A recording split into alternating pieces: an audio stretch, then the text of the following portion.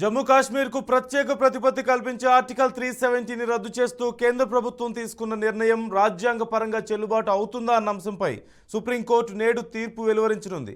కేంద్రం నిర్ణయాన్ని సవాల్ చేస్తూ దాఖలైన పిటిషన్లపై జస్టిస్ డివై చంద్రచూడ్ నేతృత్వంలోని 5 సభ్యుల ధర్మాసనం తమ నిర్ణయాన్ని ప్రకటించనుంది. ఈ నేపథ్యంలో జమ్మూ కాశ్మీర్లో భద్రతను కట్టుదిట్టం చేశారు. 2019 ఆగస్టు 5న కేంద్ర ప్రభుత్వం ఆర్టికల్ 370ని రద్దు చేసింది. జమ్మూ కాశ్మీర్ను 2 కేంద్రపాలిత ప్రాంతాలుగా విభజించింది. కేంద్రం నిర్ణయాన్ని వ్యతిరేకిస్తూ పలువురు సుప్రీంకోర్టులో పిటిషన్లు దాఖలు చేశారు. 16 రోజుల పాటు సుదీర్ఘ వాదనలు విన్న సిజేఐ ధర్మాసనం సెప్టెంబర్ 5న తీర్పును రిజర్వ్ చేసింది.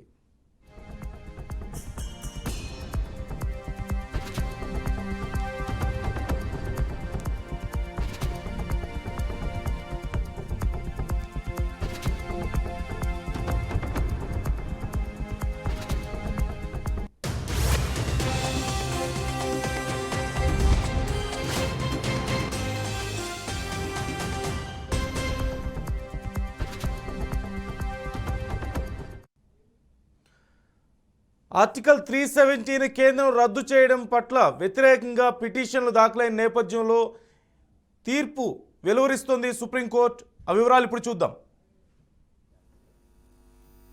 The following standard is laid down to assess actions under Article 356 after the proclamation has been issued. A. The exercise of power by the President under Article 356 must have a reasonable nexus to the object of the proclamation.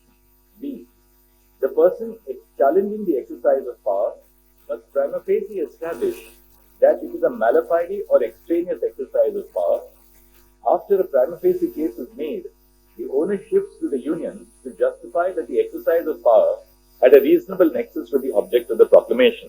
And C. The exercise of power by the President for everyday administration of the state is not ordinarily subject to judicial review. The argument of the petitioners that the union government cannot take actions which have irreversible consequences when a proclamation under Article 356 is in force is not accepted. The power of the legislature of the state under Article 357 to repeal or alter or amend a law enacted by Parliament in exercise of the power of the legislature of the state must be read in the context of the amendment introduced by the Constitution, 42nd Amendment Act 1976. Before the amendment, the law to the extent of incompetency would automatically cease to exist after a buffer period and actions done were expressly saved. However, an express repeal by the competent legislature is required for the law to cease to exist after the amendment. The repealing statute would in such case make provisions for actions taken during the subsistence of the legislation.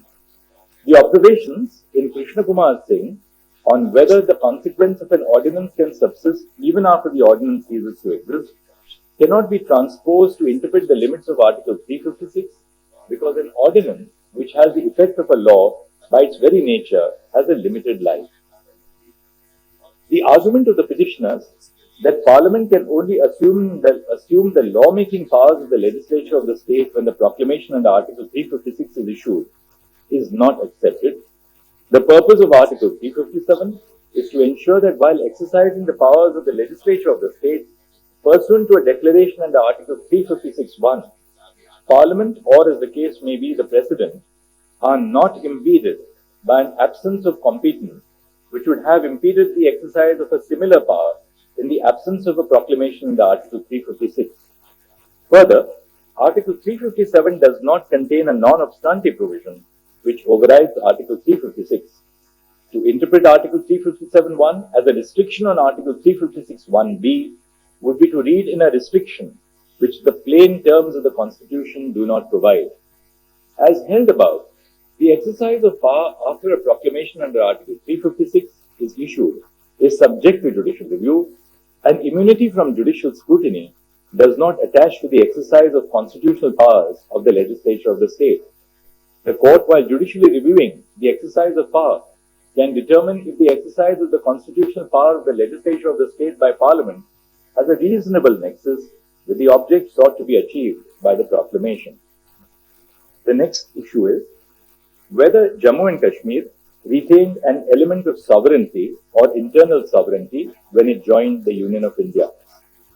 We have held that the state of Jammu and Kashmir did not retain an element of sovereignty when it joined the Union of India, we have arrived at this conclusion for the following reasons.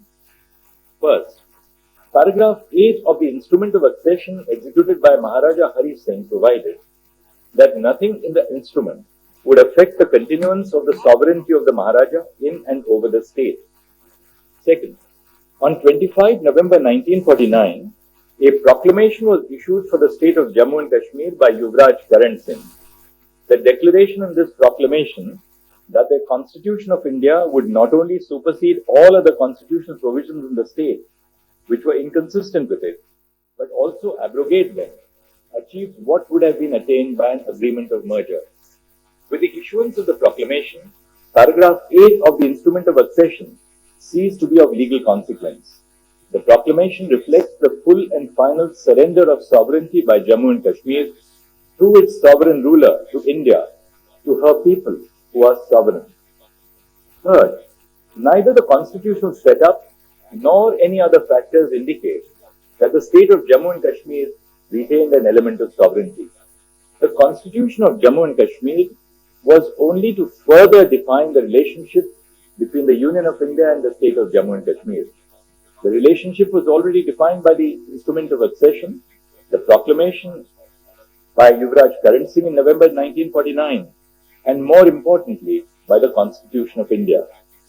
Fourth, there is a clear absence in the Constitution of Jammu and Kashmir of a reference to sovereignty. In contrast, the Constitution of India emphasizes in its preamble that the people of India resolve to constitute themselves or to constitute India into a sovereign, socialist, secular, democratic republic. Fifth, that the state of Jammu and Kashmir became an integral part of the Union of India is evident from Articles 1 and 370 of the Indian Constitution. It is reiterated in Section 3 of the Constitution of Jammu and Kashmir, which is unamendable. Sixth, the preamble of the Constitution of Jammu and Kashmir, Sections 3, 5 and 147 of the state constitution, coupled with Article 1 of the Constitution of India, read with the first schedule, as well as Article 370, indicate in no uncertain terms that a system of subordination as understood by the definition of sovereignty exists by which the state is subordinate to the Indian Constitution first and only then to its own Constitution. 7. All states in the country have legislative and executive power, albeit to differing degrees. The Constitution accommodates concerns specific to a particular state by providing for arrangements which are specific to that state. Articles 371A to 371J are examples of special arrangements for different states. This is a feature of asymmetric federalism, like Article 370, which became applicable to Jammu and Kashmir on the adoption of the Constitution. The state of Jammu and Kashmir does not have internal sovereignty which is distinguishable from the powers and privileges enjoyed by other states in the country. And 8. The limited question before the Constitution bench in its decision in Premnath Call was whether the monarch held plenary legislative powers after the Constitution of India as it applied to Jammu and Kashmir was adopted in the state, but before the Constitution of Jammu and Kashmir was adopted. A decision is an authority for the proposition which it decides. The question whether the state of Jammu and Kashmir retains sovereignty upon integration with the dominion of India did not arise in that case. The next issue which we have addressed is the challenge to Constitutional Order 273, CO 273. To answer this issue, we had to decide on two issues.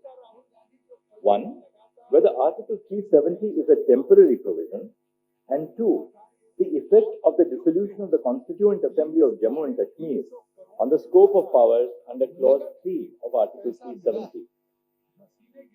We have held that Article 370 is a temporary provision on a reading of the historical context in which it was included. Article 370 was introduced to serve two purposes.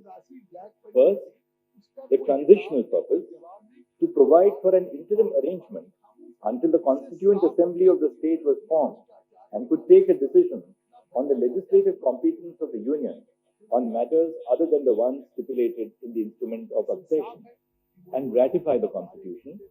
And second, a temporary purpose, an interim arrangement in view of the special circumstances because of the war conditions in the state. C. We have held that a textual reading of Article 370 also indicates that it is a temporary provision. For this purpose, we have referred to the placement of the provision in Part 21 of the Constitution, which deals with temporary and transitional provisions, the marginal note to the provision, which states temporary provisions in respect to the state of Jammu and Kashmir, and a reading of Articles 370 and 1, by which the state became an integral part of India upon the adoption of the Constitution. D. On the second question of the effect of the dissolution of the Constituent Assembly of Jammu and Kashmir on the scope of powers under Clause 3 of Article 370, we have held that the power of the President of India under Article 370 Clause 3 to issue a notification declaring that Article 370 ceases to exist, subsists even after the dissolution of the Constituent Assembly of Jammu and Kashmir for the following reasons. First, the proviso to Article 373, that is Clause 3, encapsulates the process by which the Indian states could ratify the Constitution of India. The ruler of each Indian state had to issue a proclamation ratifying the Constitution on the recommendation of the Constituent Assembly where such body existed.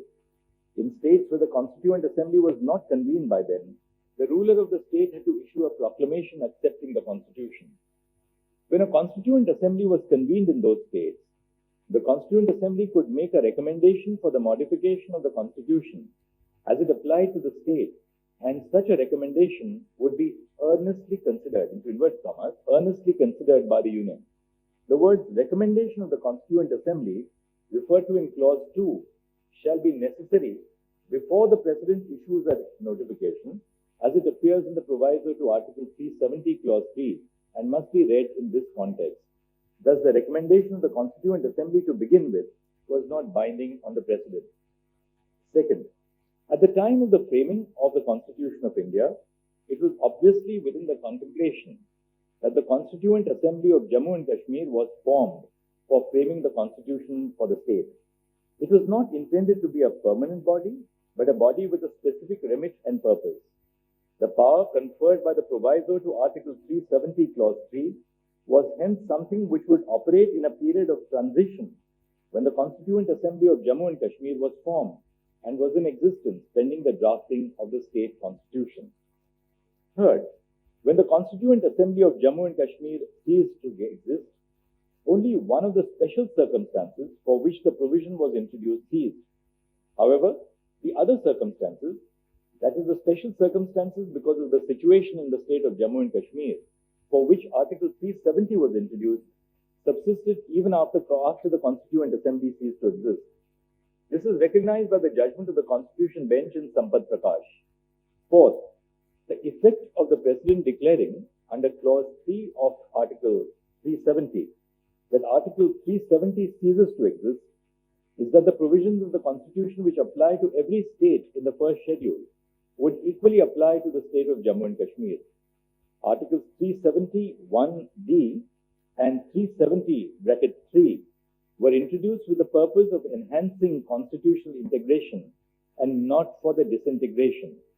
So, the power under Article 370(1)(d) and Article 370 Clause 3, even when exercised to its fullest extent, does not freeze the system of integration contemplated by Article 370, but is rather intended to enhance constitutional integration between the Union and the state of Jammu and Kashmir.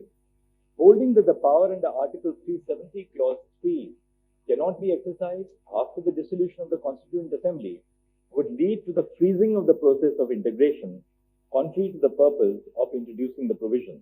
And 5, if the contention of the petitioners on the interpretation of Article 370 vis-a-vis the dissolution of the Constituent Assembly is accepted, then Article 370 Clause 3 would become redundant and would lose its temporary character. The President, while deciding if the power under Article 370 Clause 3 must be exercised, determines if the special special circumstances which warranted a special solution in the form of Article 370 have ceased to exist. This is a policy decision which completely falls within the realm of the executive. The court cannot sit and appeal over the decision of the President of India on whether the special circumstances which led to the arrangement under Article 370 have ceased to exist. However, the decision is not beyond the scope of judicial review. It is settled law that the exercise of executive power can be challenged on the ground of malafide. The slew of constitutional orders issued by the President under Article 371D, applying various provisions of the Constitution and applying provisions with modification, indicate that over the course of the last 70 years, the Union and the state have, through a collaborative exercise, constitutionally integrated the state of Jammu and Kashmir with the Union. This is not a case where only Articles 1 and Article 370 of the Constitution were applied to the state of Jammu and Kashmir, and suddenly, after 70 years, the entire Constitution was being made applicable. The continuous exercise of power under Article 370, Clause 1 by the President indicates that the gradual process of constitutional integration was ongoing. The declaration issued by the President in exercise of the power under Clause 3 of Article 370 is the culmination of the process of integration. Thus, we do not find that the President's exercise of power under Clause 3 of Article 370 was mala fide. Having concluded that the power under Article 370 Clause 3 subsisted even after the dissolution of the Constituent Assembly, we have held that the exercise of power by the President to issue CO 273 is a valid exercise of constitutional power. The next issue is the challenge to CO 272 on the ground that the power under Article 371D cannot be issued to apply all the provisions of the Constitution to the state of Jammu and Kashmir. We have held that all provisions of the Constitution can be applied to Jammu and Kashmir through the exercise of power under Article 371D. The power under Article 371D can be used to apply one provision, more than one provision, an entire part of the Constitution, or all the provisions of the Constitution, that is the entire Constitution. The provision does not make a distinction between one or all provisions of the Constitution. Non-application of mind cannot be claimed merely because CO 272 applies all provisions of the Constitution to Jammu and Kashmir in one go. The next issue is the challenge to CO 272 on the ground that the President could not have secured the concurrence of the Union government under the second proviso to Article 371D. We hold that the President seeking the concurrence of the Union government instead of the government of the state to issue CO 272 is not invalid because, first, the effect of applying all the provisions of the Constitution to the state of Jammu and Kashmir through the exercise of power under Article 371D is the same as an exercise of power under Article 370, Clause 3, notifying that Article 370 shall cease to exist. That is, all provisions of the Constitution of India will apply to the state of Jammu and Kashmir, except for the fact that the former can be reversed while the latter, namely under Clause 3, cannot. Second, consultation and collaboration between both the unions will only be necessary where the application of the provisions of the Indian Constitution to the state would require amendments to the state constitution, because the purpose of the requirements of consultation and collaboration is for the smooth functioning of governance in the state and to ensure that the provisions of the Constitution of Jammu and Kashmir are not inconsistent with the provisions of the Constitution of India. Third, since the effect of applying all the provisions of the Constitution of Jammu and Kashmir, to Jammu and Kashmir through the exercise of the power under Article 371D is the same as issuing a notification under Article 370 Clause 3, which the President has the power to unilaterally issue. The principle of consultation and collaboration are not required to be followed. Fourth, the exercise of power is mala fide only if power was exercised with an intent to deceive. Deception can only be proved if the power which is otherwise unavailable to the authority or body is exercised, or if the power that is available is improperly exercised. Since the concurrence of the state government was not required for the exercise of power under Article 370(1)(d) to apply all provisions of the Constitution to the state, the President securing the concurrence of the Union of India on behalf of the state government is not mala fide. The next issue is the challenge to CO 272 on the ground that it is ultra vires Article 370 1D because it modifies Article 370. We have held that the modification by CO 272 to Article 367 as it applies to Jammu and Kashmir had the effect of amending Article 370 and is thus ultra vires Article 370 bracket 1D. We have reached this conclusion for the following reasons. First, recourse must be had to the procedure contemplated by Article 370 Clause 3 if Article 370 is to cease to operate or to be amended or modified in its application to the state of Jammu and Kashmir.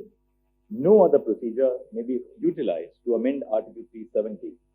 Second, the rule of interpretation that a power under a statute must be exercised in accordance with the provisions of that statute and in no other manner is undoubtedly applicable to the Constitution. Third, from precedent, including Shankari Prasad Singh, Sajjan Singh, Yehoto Holohan, and Rajendra Shah, it emerges that the following aspects are of significance when assessing whether a change has been made to a provision of the Constitution. 1. A change may be either in terms of or in its effect. 2. A change can be said to have been made even if the language of the concerned provision is not directly amended by adding, subtracting, or modifying the language. This is a change in effect. And 3. If the effect of an amendment is to change a provision, such effect must be significant or appreciable. And 4. The substance of a change is more important than its form. Second, an assessment of whether a constitutional order amounts to a modification and consequently whether the procedure under Article 370 Clause 1 or under Article 370 Clause 3 ought to have been followed depends on this standard. Third, the effect of a provision of law is as important as its form. While the change sought to be made by paragraph 2 of CO 272 may appear to be a modification or amendment of Article 367 at first blush, its effect is to amend Article 370 itself. CO 272 changes the language to the proviso to Article 370 Clause 3 in two ways. First, it changes the recommending body from the Constituent Assembly to the Legislative Assembly. And second, it makes a new arrangement at variance with that specific Constituent Assembly. Both these changes are not insignificant because they modify the essential character of the proviso by substituting a particular type or kind of body with another type or kind entirely. Fourth, while the interpretation clause, namely Article 367, can be used to define or give meaning to particular terms, it cannot be deployed to amend a provision by bypassing the specific procedure laid down for its amendment. This would defeat the purpose of having a procedure for making an amendment to the Constitution of India. Fifth, the consequence of permitting amendments through the circuitous manner would be disastrous. Many provisions of the Constitution would be susceptible to amendments which evade the procedure stipulated by Article 368 or other provisions. Sixth, the previous constitutional orders which modified Article 370 to Article 367 were clarificatory and consequential. They did not have the effect of amending Article 370. We have therefore held as ultra vires the amendments which were made to Article 370 Clause 3 by taking recourse to Article 367. G. The status of the Constitution of Jammu and Kashmir. The gaps left by the non-application of some parts of the Constitution of India were filled by the Constitution of the state. After the abrogation of Article 370, as it stood before the issuance of CO 272 and CO 273, and the application of the entirety of the Constitution of India to the state, the Constitution of the state does not fulfill any purpose or serve any function. Hence, the implicit but necessary consequence of the application of the Constitution of India in its entirety to the state of Jammu and Kashmir is that the Constitution of the state is inoperative. On the validity of Parliament's exercise of power under the first proviso to Article 3, this is what we have said. A five-judge bench of this court in Babulal Parate held that the views expressed by the legislature of the state under the proviso to Article 3 are not binding on Parliament. If the views of the state legislature were binding on Parliament, which is not the case, there would be scope for debate on whether Parliament, in exercise of its powers under Article 356(1)(b), could have substituted its views for the views of the Legislative Assembly of the state. However, the views of the legislature of the state are not binding on Parliament in terms of the first proviso to Article 3. The views of the legislature of the state under the first proviso to Article 3 are recommendatory to begin with. Thus, Parliament's exercise of power under the first proviso to Article 3 is valid and not mala fide. The next issue is on the validity of the suspension of the second proviso to Article 3 as applicable to Jammu and Kashmir. When the reorganization bill was introduced, that is on 5 August 2019, the second proviso to Article 3, as it applied to the state of Jammu and Kashmir, ceased to exist because of CO 272. Thus, the issue of whether the second proviso to Article 3 could have been suspended in exercise of the power under Article 356(1)(c) does not survive. The next issue is the validity of the Jammu and Kashmir Reorganization Act 2019. The Solicitor General, appearing for the Union of India, submitted that statehood will be restored to Jammu and Kashmir and that its status as a union territory is temporary. The Solicitor General submitted that the status of the Union Territory of Ladakh will not be affected by the restoration of statehood to Jammu and Kashmir. In view of the submission made by the Solicitor General that statehood would be restored of Jammu and Kashmir, we do not find it necessary to determine whether the reorganization of the state of Jammu and Kashmir into two union territories of Ladakh and Jammu and Kashmir is permissible under Article 3. The status of Ladakh as a union territory is upheld because Article 3A, read with explanation 1, permits forming a union territory by separation of a territory from any state. This court is alive to the security concerns in the territory. Direct elections to the legislative assemblies, which is one of the paramount features of representative democracy in India, cannot be put on hold until statehood is restored.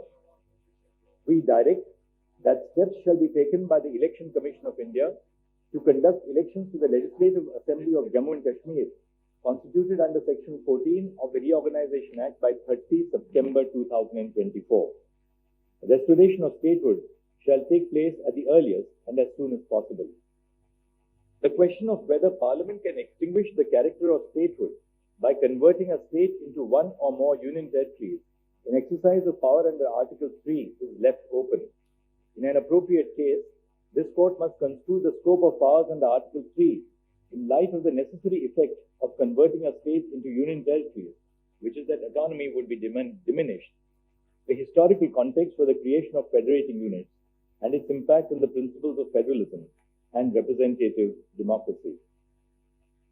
In view of the above discussion, the following are the conclusions. A. The state of Jammu and Kashmir does not retain any element of sovereignty after the execution of the instrument of accession and the issuance of the proclamation dated 25 November 1949, by which the Constitution of India was adopted.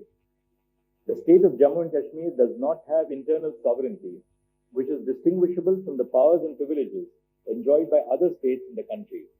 Article 370 was a feature of asymmetric federalism and not sovereignty. B. The petitioners did not challenge the issuance of the proclamations under Section 92 of the Jammu and Kashmir Constitution and Article 356 of the Indian Constitution until the special status of Jammu and Kashmir was abrogated. The challenge to the proclamations does not merit adjudication because the principal challenge is to the actions which were taken after the proclamation was issued. C. The exercise of power by the President after the proclamation under Article 356 is issued is subject to judicial review. The exercise of power by the President must have a reasonable nexus with the object of the proclamation. The person challenging the exercise of power must prima facie establish that it is a mala fide or extraneous exercise of power. Once a prima facie case is made, the onus shifts to the Union to justify the exercise of such power. D. The power of Parliament under Article 356(1)(b) to exercise the powers of the legislature of the state cannot be restricted to lawmaking power, thereby excluding non-lawmaking power of the legislature of the state. Such an interpretation would amount to reading in a limitation into the provision contrary to the text of the article. E. It can be garnered from the historical context for the inclusion of Article 370 and the placement of Article 370 in Part 21 of the Constitution that it is a temporary provision. F. The power under Article 370 Clause 3 did not cease to exist upon the dissolution of the Constituent Assembly of Jammu and Kashmir. When the Constituent Assembly was dissolved, only the transitional power recognized in the proviso to Article 370 Clause 3, which empowered the Constituent Assembly to make its recommendations, ceased to exist. It did not affect the power held by the President under Article 370 Clause 3. G. Article 370 cannot be amended by exercise of power under Article 370(1)(b). Recourse must have been taken to the procedure contemplated by Article 370 Clause 3 if Article 370 is to cease to operate or is to be amended or modified in its application to the state of Jammu and Kashmir. Paragraph 2 of CO 272, by which Article 370 was amended through Article 367, is ultra vires Article 370 Clause 1, Clause D, because it modifies Article 370 in effect without following the procedure prescribed to modify Article 370. An interpretation clause cannot be used to bypass the procedure laid down for amendment. H. The exercise of power by the President under Article 370(1)(d) to issue CO 272 is not mala fide. The President, in exercise of power under Article 370 Clause 3, can unilaterally issue a notification that Article 370 ceases to exist. The President did not have to secure the concurrence of the government of the state or union of the union government acting on behalf of the state government under the second proviso to Article 370(1)(d) while applying all the provisions of the Constitution to Jammu and Kashmir, because such an exercise of power has the same effect as an exercise of power under Clause 3 of Article 370, for which the concurrence or collaboration with the state government was not required. I. Paragraph 2 of CO 272 issued by the President in exercise of power under Article 370(1)(d), applying all the provisions of the Constitution of India to the state of Jammu and Kashmir is valid. Such an exercise of power is not mala fide, merely because all the provisions were applied together without following a piecemeal approach. J.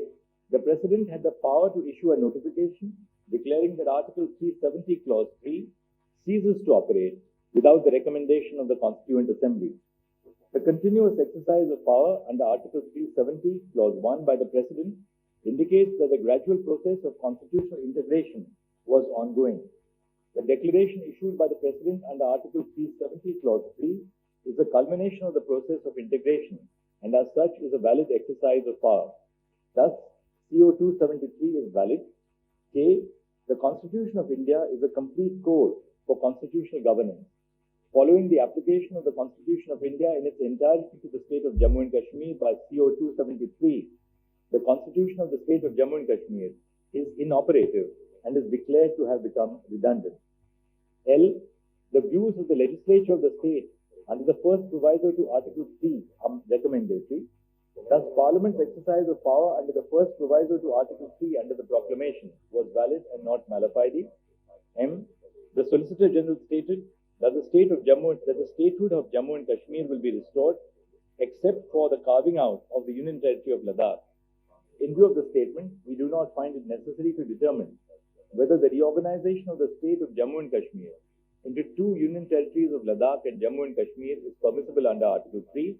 However, we uphold the validity of the decision to carve out the Union Territory of Ladakh in view of Article 3A, read with explanation 1, which permits forming a Union Territory by separation of a territory from any state. And we direct that steps shall be taken by the Election Commission of India to conduct elections to the Legislative Assembly of Jammu and Kashmir, constituted under Section 14 of the Reorganization Act by 30 September 2024. The restoration of statehood shall take place at the earliest and as soon as possible.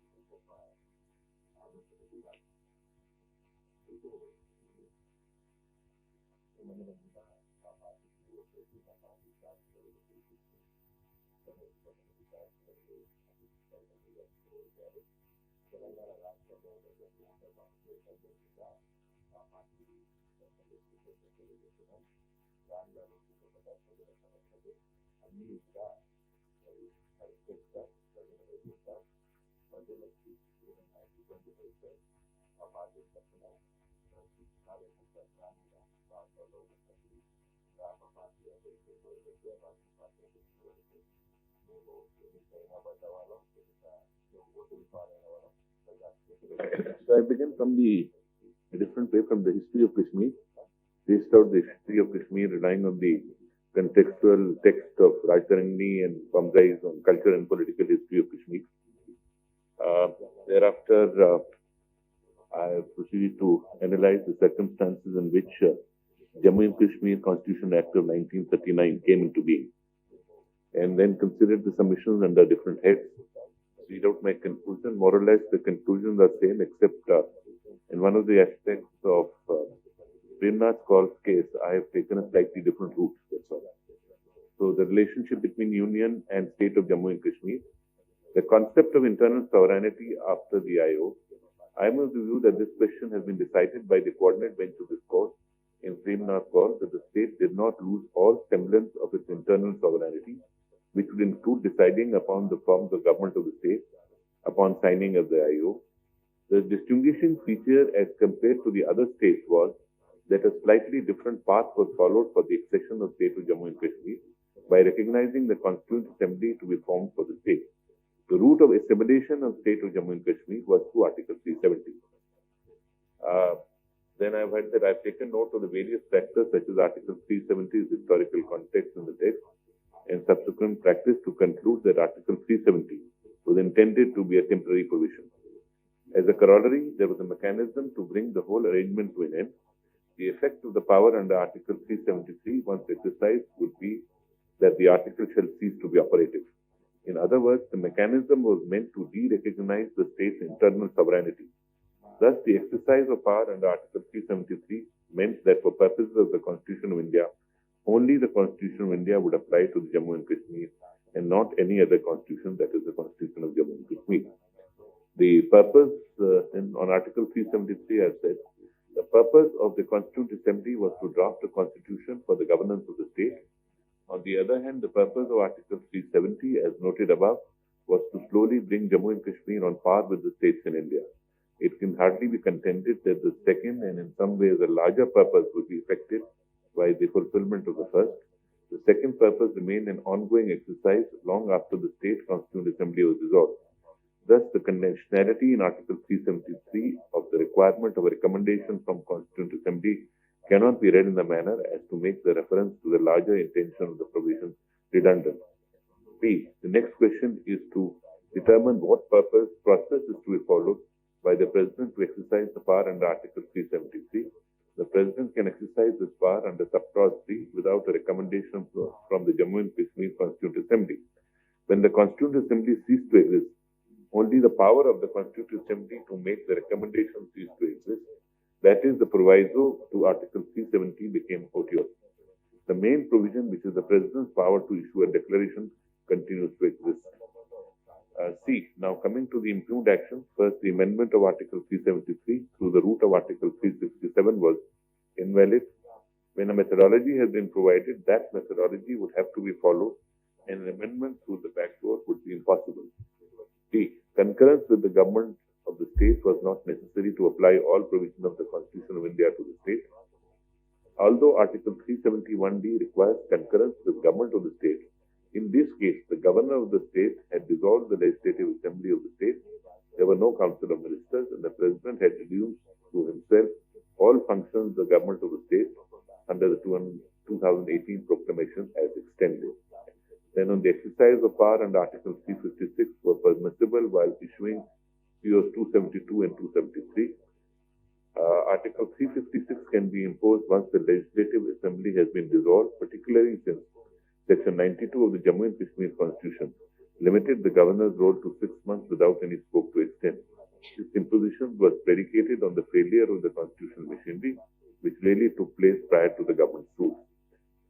Then B, Article 356 permits the President to make irreversible changes. Both 7J and Reddy J and S.R. Momai recognize that irreversible actions in this case, the de-operationalization of Article 370 is permitted if the proclamation had been approved by the Parliament prior to such irreversible action. See, the President reserves both legislative and non-legislative powers after the proclamation of emergency. Though Article 356 is continuance of Article 356, the former does not stipulate any bar or restriction on the Union Parliament or the President to exercise non-legislative power of the state legislature. Now, dealt with the challenge to Section 3 and 4 of the Jammu and Kashmir Reorganization Act. A, the challenge to Section 3 of the Jammu and Kashmir Reorganization Act on the touchstone of